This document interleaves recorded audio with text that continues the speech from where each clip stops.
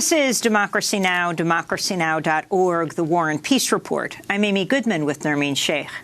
The historic Indian city of Ayodhya is in lockdown after India's Supreme Court ruled that Hindus could build a temple on a site considered holy to both Muslims and Hindus. In 1992, more than 2,000 people died after right-wing Hindus destroyed a 16th century mosque at the site.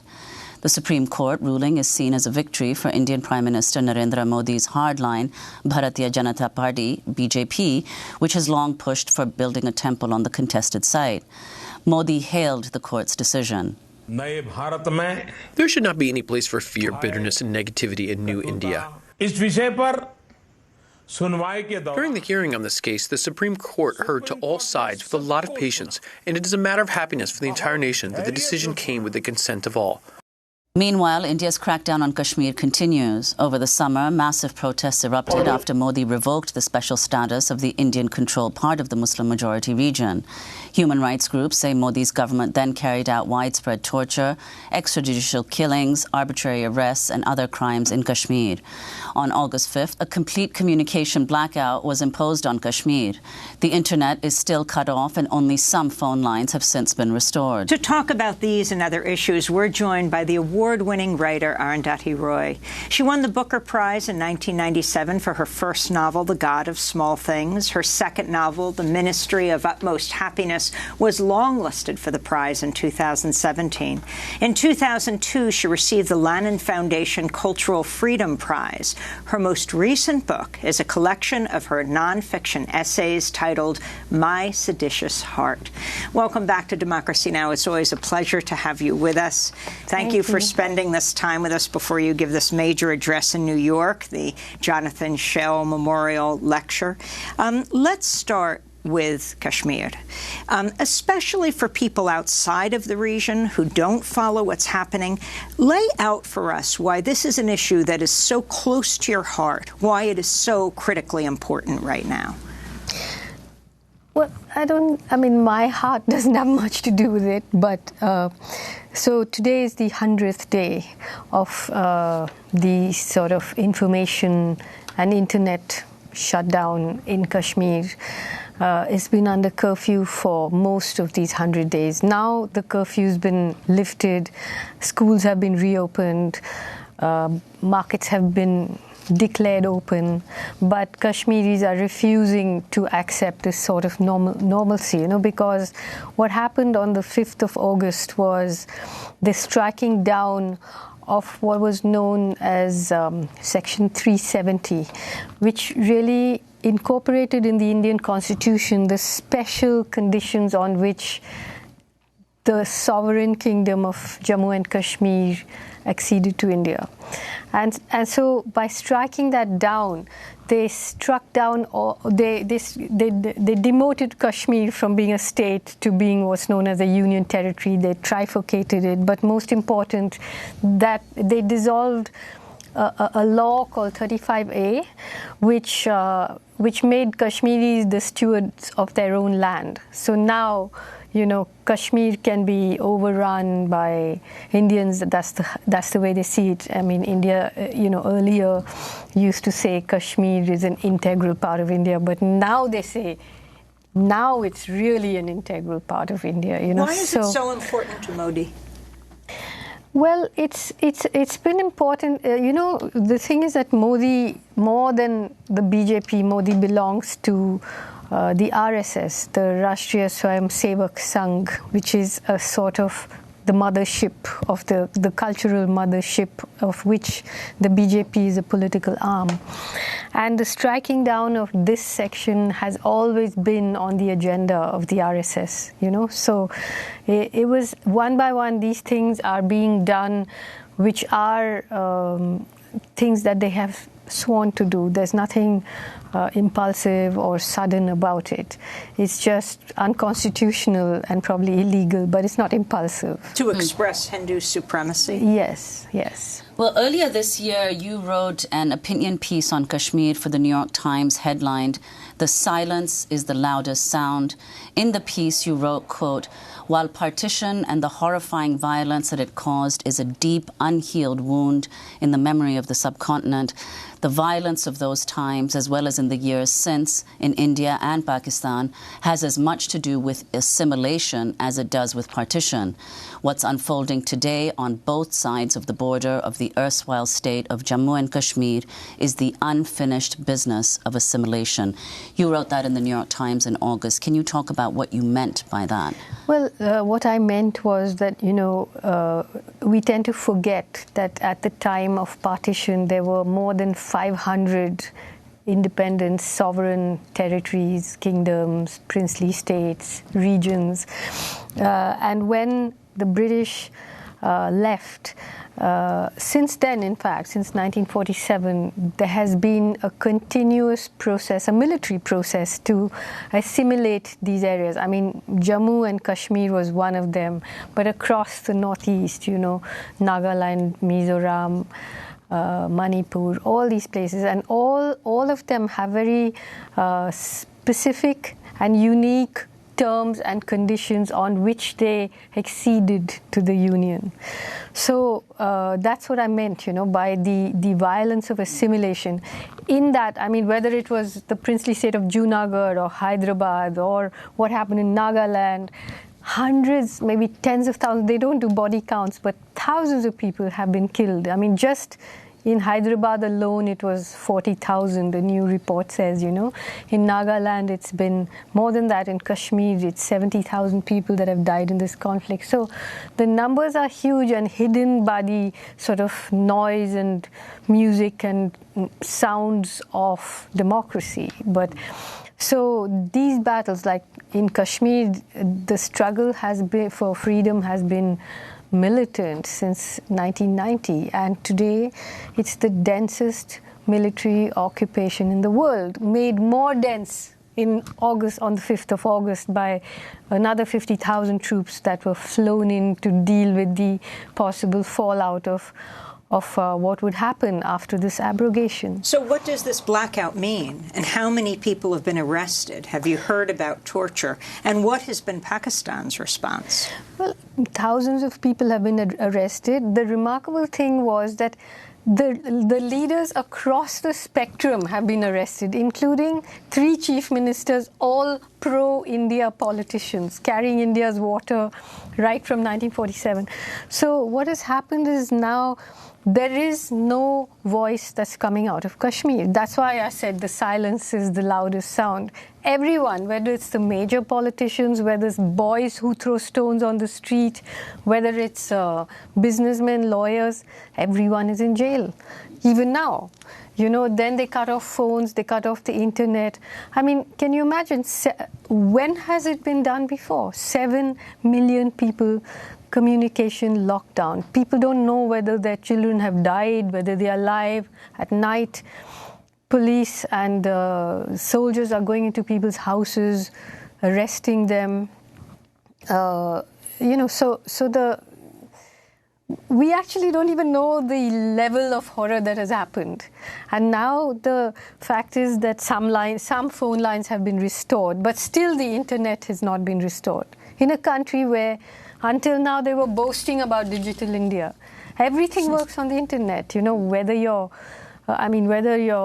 whether it's hospitals or medicine supplies or the Kashmiri media is completely censored. So it's a bit like those pamphlets that the Americans used to drop in Vietnam during the war, saying how great this war is for you. The newspapers in Kashmir have these big front page advertisements about how great this annexation is for Kashmir and how wonderful a time they are having now, So. Well, I'd like to go to another state in India that's under siege, and that's the northeastern state of Assam, where nearly 2 million people are at risk of being rendered stateless after the government published its National Register of Citizens earlier this year. The highly contested register was first created in 1951 and lists people who are able to prove they came to the state by March 24th, 1971. 2021, a day before neighboring Bangladesh, then East Pakistan, declared independence from Pakistan.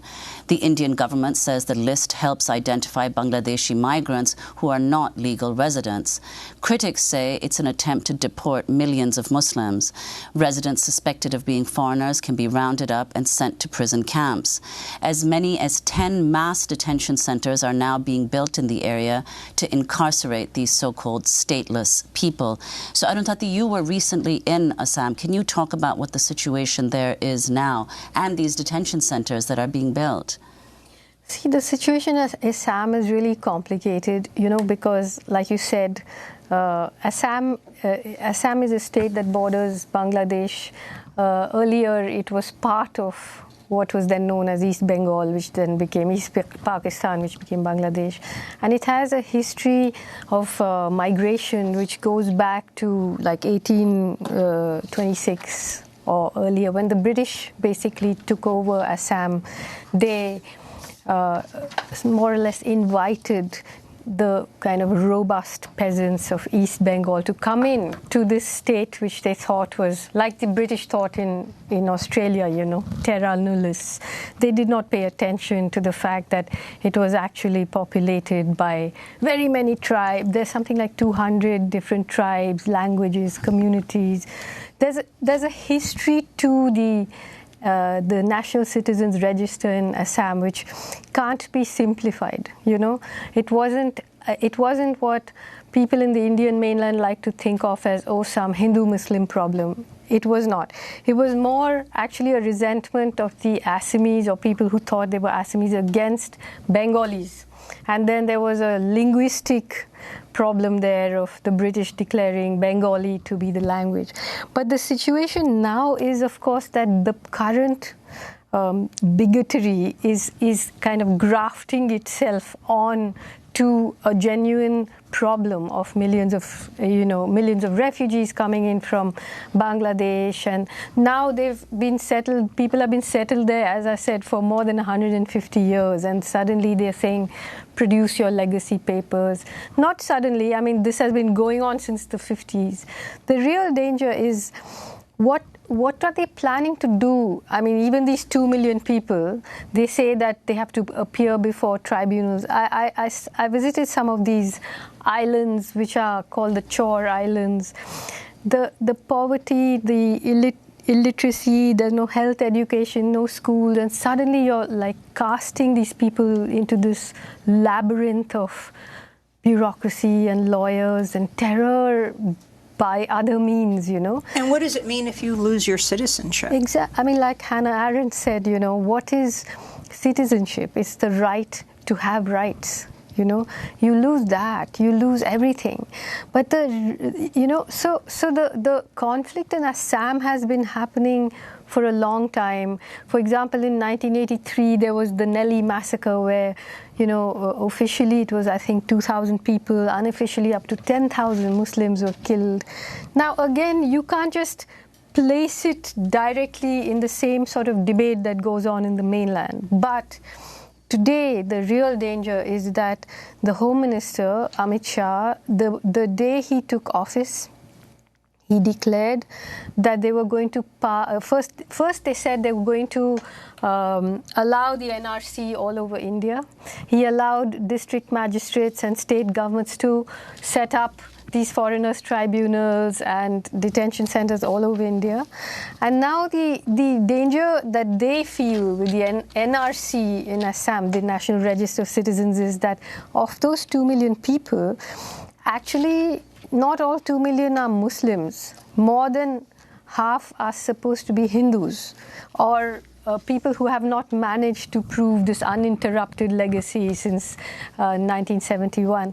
So the BJP, in order to get over that problem, is planning in the next session of Parliament to pass a citizenship amendment bill, in which it then amends this whole process to explicitly say that those who are Christians, Buddhists, Hindus, refugees, persecuted refugees from other countries, from the countries of Pakistan, Afghanistan, and Bangladesh, will eventually be given citizenship. So, leaving out Muslims, and then using the bogey of the Bangladeshi or the Muslim refugee or infiltrator, who the Home Minister calls termites, to actually ask the entire population of India to produce legacy documents. What does that mean? You know, the only thing, the last time that was done is in 1935 in Germany. You know, when the Reich said that only the papers that we give you will decide whether you're a citizen or not. So it's a very, very dangerous situation. And then you have this latest development of India's Supreme Court ruling in favor of Hindus in a decades-long dispute. How did the New York Times describe it? Over a holy site contested by Muslims, handing the Prime Minister and his followers a major victory in their quest to remake the country as Hindu and shift it further from its secular foundation. Explain the significance of this holy site. Well, I mean, it's a pretty unholy dispute, I'll have to say, you know. So the Babri Masjid was built in the 16th century. And in 1949, after independence, the Hindus claimed that the actual physical idol of Ram Lalla, the young god Ram, was found there. They've always said that this was the birthplace of Lord Ram. And then in the late 80s and early 90s, as the BJP was rising, it led a huge campaign saying that we want a Ram temple to be built there. And in 92, a mob led by the BJP and an organization called the Vishwa Hindu Parishad basically hammered that mosque into dust. And since then, and after that, around 2,000 people were killed in riots, mostly Muslim. And since then, it has been the cauldron that is brought to the fore every time the BJP has campaigned for an election. We need to build this temple and so on. So now, in a way, the resolution is because these other issues have come which are going to be permanently on the boil, you know, Kashmir and the National Register of Citizens. And so it's time for them to establish this one great victory. And the Supreme Court judgment, I mean, I haven't read it because it came out yesterday, but it was 1,000 pages long. And I've only read, excerpts from it.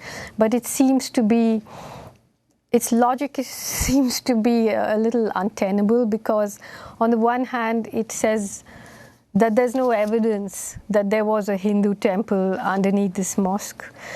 It says that there was sort of an illegal desecration of the mosque on two occasions, one when this little idol was put in and the other when it was demolished by a mob. But then it says that Muslims have been unable to prove that they worshipped at this mosque uninterruptedly for all these years. I don't know what else they were doing in the mosque if not worshipping. And even though there wasn't a temple, and even though there's no proof, the Hindus have been able to prove that they have had uninterrupted possession of it, and so the land was handed over to a trust which is going to build this temple.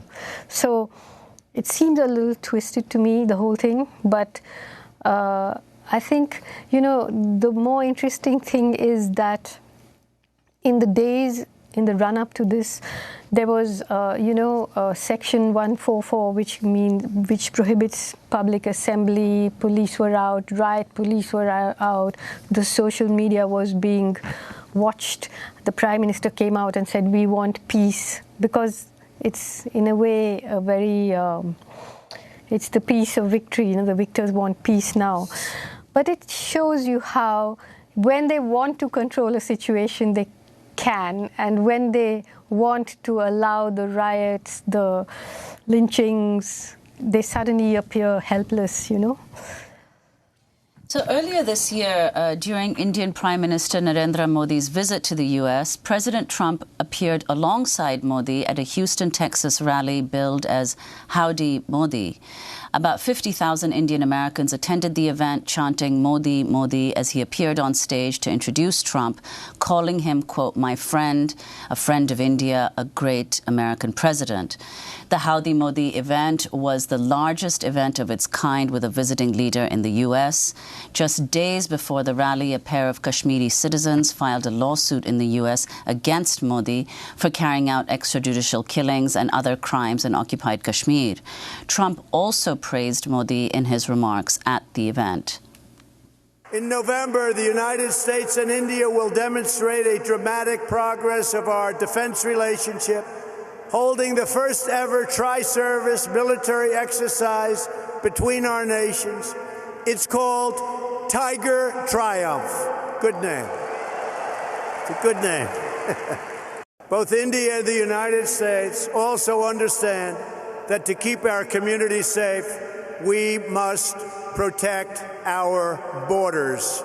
So that's Trump speaking at the Howdy Modi event earlier this year. So can you talk about the relationship between Trump and Modi, and also these series of events in India which all seem to be kind of successes for the Modi government? We just talked about Kashmir, the National Register of Citizens, and now this Ayodhya judgment. See, these are, like I said, they are all very linked, and they are all part of the RSS agenda. So actually, white supremacists or neo-Nazis or Aryan supremacists, all of them must look at India's RSS with great envy, because none of them can match that kind of history and organization right now. They have something like 600,000 volunteers, trained paramilitary. Modi, of course, is a member of that organization. They have some 57,000 branches across the country. They run schools where millions of students study. It's all very... So as you can see, Trump is almost ingratiating in his own country, being gifted this massive audience. I should tell you that while we were... being gifted this massive audience of people of color. Of people of color. And he, of course, Trump, within 2 days of this was being, the whole impeachment news had come in. But, what is happening in India and all these victories that are accruing one by one. Also, you're forgetting that demonetization, which was Modi's first announcement, I think today's third year anniversary of it, when Modi came on TV and announced that 80% of India's currency was no longer legal tender. Today, economists say that it was the equivalent of shooting the tires off a racing car. The Indian economy is tanking. Economists say that it's actually in recession, that the figures are not correct. And if you come to India, you see how terrifying the situation is, because you can't say whether this massive loss of jobs is a 45-year low of high of unemployment, whether all these jobless people are now just getting the cocaine high of building a Ram temple and making fascist videos, or whether that is going to go against Modi, I can't say yet, but these victories are going to be Pyrrhic victories. I just don't know how long it will take for them to go down. I don't know how many of us will pay the price for it, and I don't know how India can survive this, because India is not a country, it's a continent. It's a continent with 780 languages and more religions than all of Europe. This kind of thing can only be temporary. And then there can be something very awful that happens unless people understand what's being done to them, but they're living in a kind of hothouse of propaganda and event management and a kind of costume ball that passes for government. Well, you talk about how people can survive it. What about you, as a very outspoken writer, critic of Modi? How vulnerable do you feel? Well, I think all of us who when they won the election this time in April, the first thing that in his election speech that evening after the vote was counted, you just wondered, why aren't you happy? The speech was again full of anger, and he had destroyed the opposition. He had destroyed all the old parties that represented the disadvantaged castes, the Dalit caste. All of that had collapsed. But he went after the intellectuals, the writers, this kind of gang, he called us, of people who he simply can't seem to control. But now, one by one, I look around and there are empty chairs. People are in jail, people are being killed. It's really terrifying. So you've come to this country. In fact, you were a little late to our studio because you had to make your way around a Trump rally. It's rare in the middle of New York City, I'll say. Early this morning, scores of massive garbage trucks were lining up, I guess, to line the route. And we're doing this interview on Veterans Day, and many service people were brought in because I don't think there would be many others who would come to a Trump rally. And he spoke behind glass or plastic, whatever that material was, in the middle of New York City. But can you talk about Trump in the United States, how you view what's happening here now, and how you view the elections that are taking place and the candidates who are challenging him, from Joe Biden to Bernie Sanders to Elizabeth Warren? Well, I mean, often when people have asked about Trump, I've said this, that Trump seems to me to be the kind of effluent of a system that is collapsing, whereas Modi is the system. He has the backing of the media, he has the backing of the army, the courts, the majoritarian popular vote. Here I see the fight is on, which I hope to God is going to be won by this fight back against Trump, and I mean, personally, to me, when I listen to Bernie Sanders speaking, I think it's great that these things are being said finally on the mainstream platform in the U.S. Earlier it would have been just inconceivable that someone is coming out and saying the things that he's saying about healthcare and about, minimum wages and all of that. So I'll just say that here the fight is on, and for us in India, it would matter that someone like Trump loses. Although I'll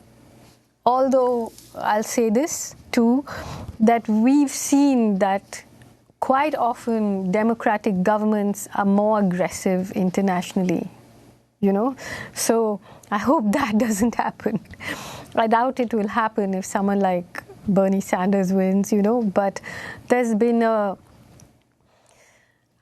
devastation of the world after 9/11 is just, Modi, let me just say this. Everyone forgets, and there's a sort of sponsored amnesia over this, that how did Modi enter Indian politics? Weeks after 9/11, when Islamophobia became a world, sanctioned across the world, weeks after that, the BJP removed the sitting Chief Minister of Gujarat and installed Modi, who was at that time not even an elected member of the Legislative Assembly. And within months of that, you had this fire of the railway coach in which 59 Hindu pilgrims were burnt. Nobody knows yet what that fire was caused by. And then you had the famous 2002 pogrom, in which 2,500 people were massacred, slaughtered, raped, burnt alive. And within a very short time, Modi announced elections and won. And even in 2014, when Reuters asked him during his campaign, where he was going to be the prime ministerial candidate for the BJP, the Reuters asked him if he regretted what had happened under his watch in Gujarat. And he basically said, I would regret it even if a dog came under the wheels of my car. And, of course, he was banned from the United States. He was not allowed to enter because of what happened there. Yeah. So what happens in the U.S., sometimes you don't even realize the ripples that it causes and the waves of death and destruction that are created by the actions of this country, And Trump, I mean, it's awful to see what's happening here, and it's embarrassing to see what's happening here. But I just don't think that every single institution has collapsed in the way it has over there. Every single institution has fallen in line. The media and the Supreme Court could have stood in the way of what is happening in India. It hasn't, So we are in very, very serious trouble there. Well, why do you say, though, Arundhati, why would it make such a big difference to India if Trump is elected or Trump is not?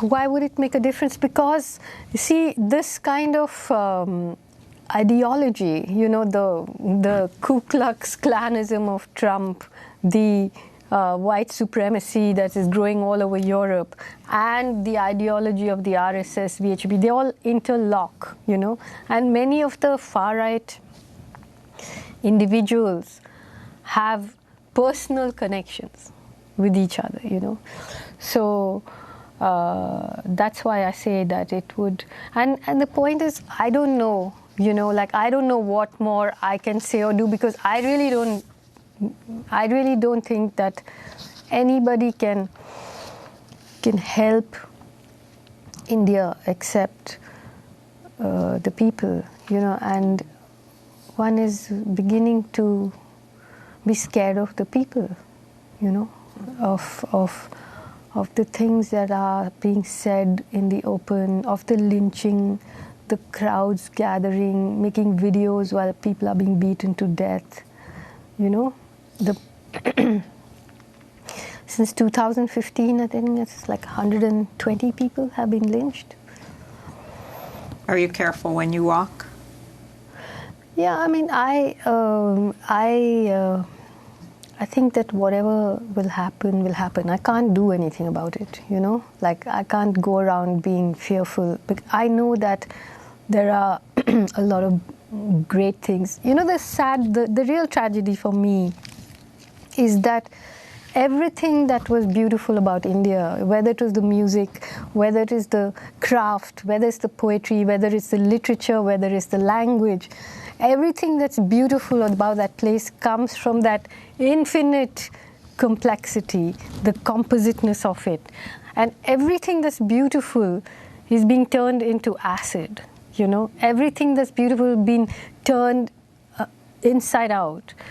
And I mean, just as a writer or a artist or a person who loves poetry or language, it's just unthinkable what is being done. How can you tell a country that has 780 languages and Sikhism and Buddhism and Christianity and various indigenous gods and goddesses and all of that you want one language, one constitution, one religion, one nation?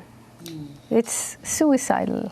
Well, speaking of a different kind of acid, I wanted to ask you about the pollution in India, about climate change. You come to the United States just a week after President Trump announced the final plans to remove the United States from the Paris Climate Agreement, the only country in the world to withdraw. You come from New Delhi. Government authorities have warned that New Delhi has turned into a gas chamber with toxic smog blanketing one of the world's most populated cities. Officials have declared a public health emergency and distributed over 5 million masks to residents who are worried about the physical and psychological impact of the pollution. Apart from breathing issues, pollution is also pressurizing us psychologically. That's what's happening now. It's not winter, so it's definitely not fog. We are walking around with masks. So, Arundhati Roy, you live in New Delhi. Everything from Trump being a climate denier to where does Modi stand, and what do you think needs to happen?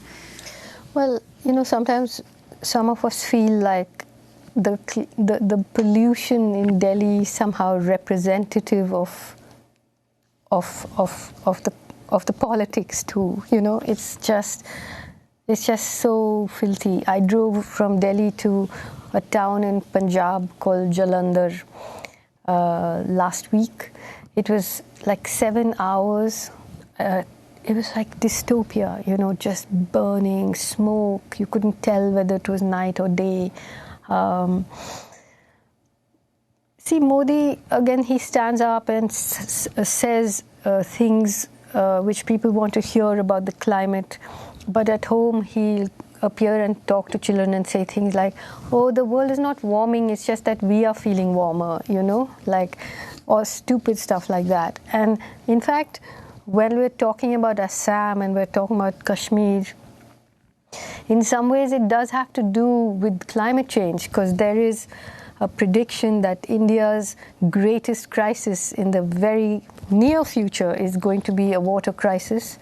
And of course, as you know, I have spent a lot of time writing about water and dams and development and crop patterns and all of that. The battle against the Narmada Dam and others. He gave himself the full to the brim reservoir of the Narmada Dam on his 69th birthday, 5 days before he came to America for what the Trump. Trump. What did he give himself?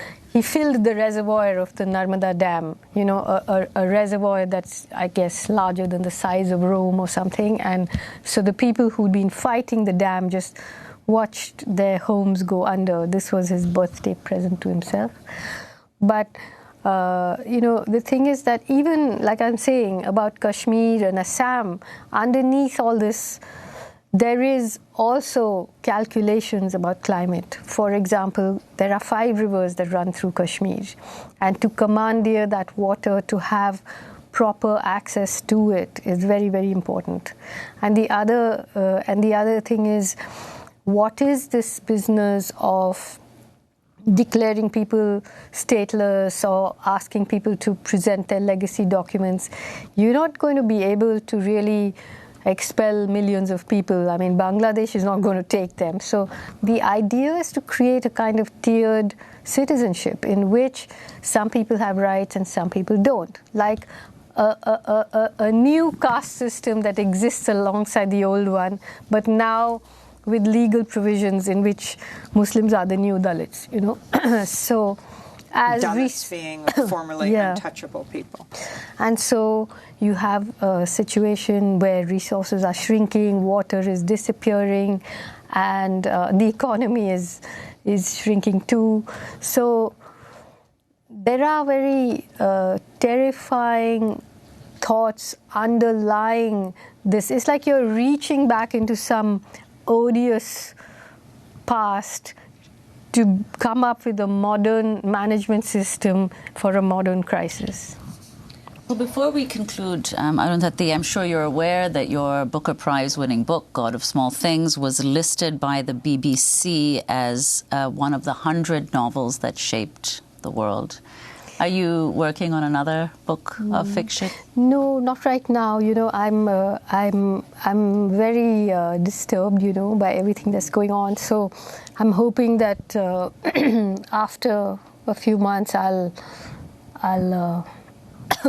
retreat somewhere. But it's very, I don't know, it's very hard to communicate the scale and the shape of the shadow that is taking India over. Like I know that what happened in Germany happened because people thought those who were raising the early warnings were too emotional, and Anglo-Saxon macho world doesn't like emotion, But the truth is that it's a very, very serious problem that we have, and it comes at us from every direction now. And so, yeah, I don't know. I don't know how to communicate this, and I don't know what anyone can do about it except us, But still, I'm a writer. I just have to write it. Clearly, your books have had tremendous effect on the world. But for it to be named one of the 100 books that have shaped our world, your thoughts? They should have said 100 English books. I mean, there are so many languages, and I don't know.